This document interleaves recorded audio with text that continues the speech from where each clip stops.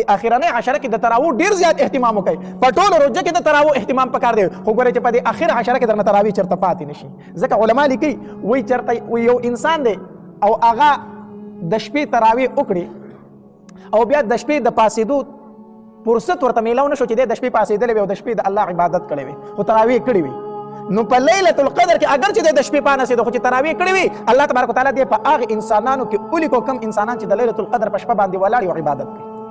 ځکه دا تراویح هم د شپې عبادت دی. الله تبارک وتعالی دې په هغه خلکو کې ولیکو کوم کسانو چې په لیلة القدر کې د شپې الله ته عبادت کړی دی. نو په اخر عشره کې درنه تراویح ګورئ بالکل فاتح نشي، ها بالکل فاتح نشي. حدیث مبارک کې راځي نبی علیہ الصلوۃ والسلام فرمایي په دې میاشت کې الله تبارک وتعالی یو شپه تاسو له درکړې ده چې په هغه شپه کې عبادت کول خیر من الف شهر د زرو میاشتو نه بهتر دی. او بیا نبی علیہ الصلوۃ والسلام فرمایي من حرمها فقد حرم الخير كله. نبی علیہ الصلوۃ والسلام فرمایي وای په دغه شپه کې چې څوک محروم پاتې شو د ټول خیرونو نه محروم پاتې شو، د ټول خیرونو نه شو محروم پاتې شو. او نبی علیہ الصلوۃ والسلام فرمایي د دې شپې نه محروم نه پاتې کیږي مگر هغه انسان چې یقینا بدبخت دی، یقینا سوي بدبخت وي چې په حقیقت کې هغه محروم انسان هغه به دغه شپې نه محروم پاتې کیږي. الله تبارک وتعالی دې موږ په دغه بدبختو کې نه راولي.